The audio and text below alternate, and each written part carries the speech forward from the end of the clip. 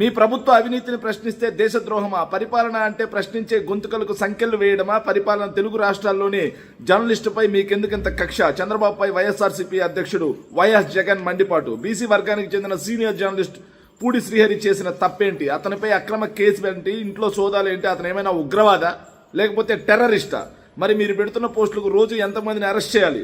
Telangana senior journalist KVR తప్పుడు కేసులతో వేధించిన jungle Raj కాదా? టీడీపీ నాయకులు కార్యకర్తల అరాచకాలపై ఎందుకు చర్యలు తీసుకోలేదు? వ్యవస్థలను మీ స్వార్థ రాజకీయాల కోసం వాడుకోవడం సుపరిపాలన అంటూ వైఎస్ జగన్మోహన్ రెడ్డి గారు ట్విట్టర్ సాక్షిగా, ట్విట్టర్ వేదికగా, ఎక్స్ వేదికగా చంద్రబాబు నాయుడు గారిని దుమ్మెత్తిపోశారు. నిజమే కదా? సో వాళ్ళ యొక్క అవినీతిని ప్రశ్నిస్తే కేసులు పెడతారా? వాళ్ళు చేసే అరాచకాన్ని నిలదీస్తే అరెస్ట్ చేస్తారా? వాళ్ళ యొక్క ఏదైతే దుర్మార్గాన్ని ప్రశ్నిస్తే ఇంట్లో సోదాలు చేస్తారా? వాళ్ళ యొక్క అరాచకాన్ని నిలదీస్తే జైల్లో పెడతారా? అక్రమ కేసులు పెట్టి. పూడి శ్రీహరి అని ఒక సీనియర్ జర్నలిస్ట్ చేసిన తప్పేంటి? శ్రీహరి గారు ఏ రోజైనా బూతులు తిట్టించాడా? ఆఖరికి ఆ పట్టాభి లాంటి వ్యక్తులు మాట్లాడే భాష మా దగ్గర నుంచి మాట్లాడిచ్చారా? లేదు కదా. మరి పూడి శ్రీహరి అనే వ్యక్తి మీద అక్రమంగా కేసు పెట్టి 30 గంటలకు పైగా అతన్ని వేధించి అరెస్ట్ చేసి లోపల పెట్టాలని చూస్తే న్యాయస్థానాలు ఒప్పుకోలేదు. ధర్మం నిలబడింది, న్యాయం గెలిచింది కాబట్టి బయటకు వచ్చారు. మరోవైపు తెలంగాణలో ఉన్నటువంటి కేవీఆర్ అనే ఒక జర్నలిస్ట్ని కర్నూలులో కేసు పెట్టి ఎర్రి బుక్ అన్నదానికి, ఎర్రి బుక్ ఏం రెడ్ బుక్ పేరేనా? రెడ్ బుక్ అనేది అరాచకం కాదా? రెడ్ బుక్ అనేది ఒక పిచ్చి కుక్క కాదా? రెడ్ బుక్ అనేది భారత రాజ్యాంగానికి వ్యతిరేకంగా నారా లోకేష్ యొక్క ఉన్మాదపు ఆలోచనలోంచి పుట్టింది కాదా? రెడ్ బుక్ ప్రకారమే ఆంధ్రప్రదేశ్లో వేధింపులు జరుగుతున్నాయి. రెడ్ బుక్ ఆదేశాల ప్రకారమే ఆంధ్రప్రదేశ్లో అక్రమ కేసులు పడతా ఉన్నాయి.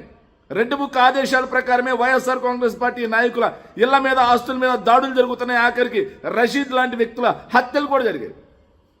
మరి రాజ్యాంగ వ్యతిరేకం కదా?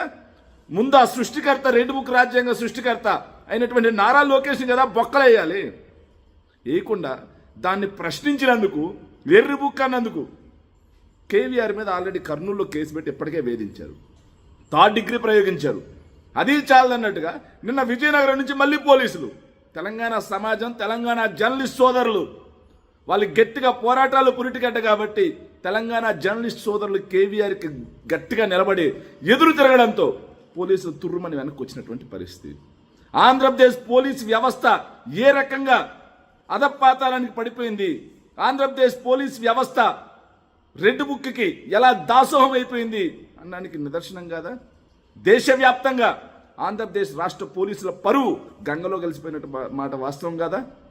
సో కేవలం స్వార్థ రాజకీయాల కోసం మాత్రమే వ్యవస్థలను వాడుకుంటున్నారు తప్పిస్తే తెలుగుదేశం పార్టీలో ఏ ఒక్కరు తప్పు చేసినా, సోషల్ సైకోలు జగన్మోహన్ రెడ్డి గారిని, భారతిరెడ్డి గారిని వ్యక్తిత్వ హననం చేసిన, తప్పుడు వార్తలు ప్రచారం చేసిన వాళ్ళకి ఇన్సెంటివ్స్, వాళ్ళకి డబ్బులు, వాళ్ళకి దగ్గరికి పిలిచి మరి చంద్రబాబు నాయుడు లాంటి వ్యక్తి అయితే నోట్లో స్వీట్ పెడతాడు. ఇలాంటివి జరుగుతున్నాయి. కానీ వైఎస్ఆర్ కాంగ్రెస్ పార్టీ వాళ్ళు లేకపోతే జర్నలిస్టులు ఎవరైనా సరే ప్రశ్నిస్తే కేసులు, వ్యవస్థను వాడుకుంటున్నటువంటి మొత్తం ఏదైతే ఉందో భవిష్యత్తులో దీని మీద ఖచ్చితంగా చంద్రబాబు నాయుడు గారు కానీ, నారా లోకేష్ కానీ, ఎవరైతే వాళ్ళ అడుగులకు ముడుగులెత్తుతున్నటువంటి పోలీసులు కానీ చెల్లించక తప్పదు భారీ మూల్యం అన్న సంగతి మాత్రం గుర్తుపెట్టుకోవాలి. చంద్రబాబు సర్కార్ మళ్ళీ అప్పు. వచ్చే మంగళవారం చంద్రబాబు చేస్తున్న అప్పు 4600 కోట్లు. చంద్రబాబు నాయుడు గారు అధికారంలోకి వచ్చిన తర్వాత మంగళవారం అనగానే అప్పుల వారం. ఆయన సోమవారం పోలవారం అన్నట్టుగా మంగళవారం కాస్త అప్పుల వారంగా అయిపోయింది. ఎంత దుర్మార్గం అంటే చంద్రబాబు నాయుడు గారు అధికారంలోకి వచ్చి ఇప్పటికి ఇంకా 2 ఏళ్ళు కూడా కాల, 24 నెలలు కూడా కాల. 24 నెలలు కాకుండానే ఆయన చేసిన అప్పు 3,56,655 కోట్ల రూపాయలు. ఒకసారి జస్ట్ ఇమాజిన్, 3,56,655 కోట్ల రూపాయలు అంటే నెలకు 15,506 కోట్ల రూపాయలు, రోజుకి 516.8 కోట్ల రూపాయలు. అంటే చంద్రబాబు నాయుడు గారు ఒక రోజుకి చేసే అప్పుతో ఒక గవర్నమెంట్ మెడికల్ కాలేజ్ కట్టొచ్చు. కానీ గవర్నమెంట్ మెడికల్ కాలేజీలు ప్రైవేట్ పరం, ఫిషింగ్ హార్బర్లో ప్రైవేట్ పరం, అదేవిధంగా పోర్ట్లు ప్రైవేట్ పరం, మెడికల్ కాలేజీలతో పాటుగా హాస్పిటల్స్ మొత్తం నిర్వీర్యం, నాడు నేడు స్కూల్స్ నిర్వీర్యం, ఆరోగ్యశ్రీ అటకెక్కేసింది, ఫీజు రియంబర్స్మెంట్ పడకేసింది. ఇక చూసుకుంటే సంక్షేమం అనే మాటే లేదు. కానీ అప్పులు మాత్రం రాష్ట్రం అప్పుల గుదిబండలో ఇరుక్కుపోతా ఉంది. కేవలం 22 నెలల్లోనే 3,56,655 కోట్ల రూపాయలు అప్పు అంటే ఏం చేస్తా ఉన్నారు? ఎక్కడా గ్రామాల్లో గిటికి ఇలా సంక్షేమ పథకాలు ఊసలేదు, కానీ అప్పుల్లో మాత్రం ఆంధ్రప్రదేశ్ దేశంలోనే టాప్లోకి వెళ్ళిపోతా ఉంది. కోవిడ్ లాంటి కష్టకాలాన్ని ఎదుర్కొని రాష్ట్రానికి రావాల్సిన ఆదాయాలు తగ్గిపోయినా కోవిడ్ మీద అదనంగా ఖర్చు చేయాల్సి వచ్చిన 2,75,000 కోట్ల రూపాయల సంక్షేమం చేసి, దాంతోపాటుగా నాడు నేడు స్కూల్స్, నాడు నేడు ఆసుపత్రులు, మెడికల్ కాలేజీలు, పోర్టులు, ఫిషింగ్ హార్బర్లు, గ్రామ సచివాలయాలు, రైతు భరోసా కేంద్రాలు, విలేజ్ క్లినిక్లు, ఇలా మొత్తం చేసుకుంటూ వచ్చిన జగన్మోహన్ రెడ్డి గారు 5 సంవత్సరాల్లో చేసిన అప్పు కేవలం 3,26,000 కోట్ల రూపాయలే. కానీ ఇవేమీ చేయకుండా రెండేళ్లు కూడా నిండకుండానే జగన్మోహన్ రెడ్డి గారు చేసిన అప్పుని దాటి మరో 30,000 కోట్ల రూపాయలు ఎక్స్ట్రా చేస్తున్నాడు. మరి అప్పు రత్న ఎవరు? ఆంధ్రప్రదేశ్ విధ్వంసం ఎవరి ప్రభుత్వ హయాంలో జరుగుతూ ఉంది? అప్పుల సామ్రాట్ ఎవరు? రాష్ట్రాన్ని పాకిస్తాన్ కన్నా ఘోరంగా నీచంగా అధపాతాళానికి తొక్కేస్తున్నటువంటి రుణ కంఠుడెవరు అనేది కూడా మనం ఆలోచన చేసుకోవాల్సినటువంటి అవసరం ఉంది. నిజమైన ఆంధ్రప్రదేశ్ రాష్ట్ర ఆర్థిక విధ్వంసం జరిగేదే చంద్రబాబు నాయుడు గారి ప్రభుత్వ హయాంలో. చంద్రబాబు నాయుడు గారి అధికారంలో ఉంటే రాష్ట్రం విధ్వంసం, పరిశ్రమలు పారిపోతాయి, ఒక్క కొత్త ఉద్యోగం రాదు. కానీ చంద్రబాబు నాయుడు అనే ఒక వ్యక్తి ప్రతిపక్షంలో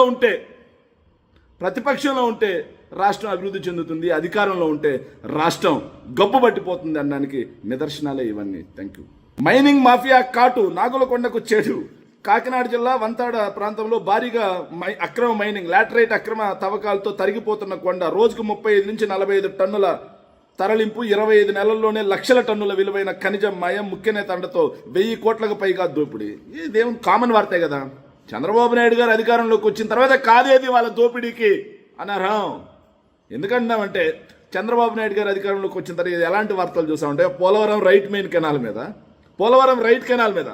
Polavaram irrigation project right main canal మీద ఆ ఇరిగేషన్ ఎగ్జిక్యూటివ్ ఇంజనీర్ బోర్డులు పెట్టించినా సరే వద్దనకుండా, ఏదైతే భయపడకుండా యథేచ్ఛగా తెలుగుదేశం పార్టీ గూండాలు, తెలుగుదేశం పార్టీ దోపిడీదారులు ఎవరైతే ఉన్నారో ఆ కూటమి దోపిడీదారులు పోలవరం రైట్ మెయిన్ కెనాల్ మీద తుమ్మి పడేసినటువంటి గ్రావెల్ని కూడా అక్రమంగా డంప్ చేసుకుని అమ్మేసుకొని జోబులు నింపుకుంటున్నటువంటి పరిస్థితి. ఇంకోవైపు ఇప్పుడు ఈ నాగులకొండ, కాకినాడ జిల్లా వంతాడ ప్రాంతంలో లాటరైట్ ఉన్నటువంటి నాగులకొండలో రోజుకి 50 టిప్పర్లతో ఎక్స్కేవేటర్ల గర్జన, రోజుకి 50 టిప్పర్లు అక్రమ మైనింగ్, లాటరైట్ని తువ్వేసి 1000 కోట్లకు పైగా దోచేస్తూ ఉంటే, ఏదైతే వాళ్ళకి ఇచ్చినటువంటి బౌండరీస్ని కాదని బౌండరీస్ని మించి కొండ మొత్తం దోవేస్తూ ఉన్నారు. ఇప్పుడు పర్యావరణానికి ప్రమాదం వాటిల్లట్లేదా? పర్యావరణం అనేది దెబ్బతినట్లేదా? పర్యావరణవేత్తలు ఎక్కడున్నారు? పవన్ కళ్యాణ్ ఎక్కడున్నాడా? ఈ మీ ప్రభుత్వ హయాంలో లాటరైట్ కొండలు దోవేస్తూ ఉన్నారు. గ్రావెల్ అయితే విచ్చలుడిగా దోచుకుంటున్నారు. ఇక మా నెల్లూరు ఉదయగిరి ప్రాంతంలో అయితే క్వాడ్స్ అక్రమంగా మైనింగ్ చేసుకుని పోతా ఉన్నారు. అక్రమంగా మైనింగ్, ఎర్రచందనం దొంగలు కొట్టుకుపోతా ఉన్నారు.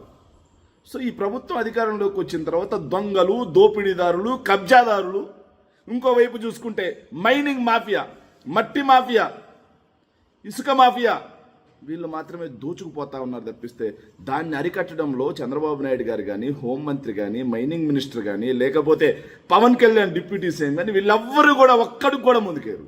ఎందుకేర్రా అంటే ఆడొచ్చేటువంటి 1000 కోట్లలో ఒక వ్యక్తికి పావలా వాటా, ఇంకో వ్యక్తికి ₹1 వాటా, ఇంకో వ్యక్తికి రూపాయి వాటా అన్నట్టుగా దోచుకో, పంచుకో, తినుకో, పందికొక్కుల్లాగా రాష్ట్ర సహజ సంపదను దోచుకోవడానికి కోసం మాత్రమే ఈ ప్రభుత్వం వచ్చింది తప్పిస్తే ఎక్కడా కూడా ప్రజలకి మంచి చేయడానికి వచ్చినట్లు లేదు అనడానికి నిదర్శనమే ఇలాంటి వార్తలు ప్రతిరోజు మనం చూస్తూ ఉండటం. Thank you.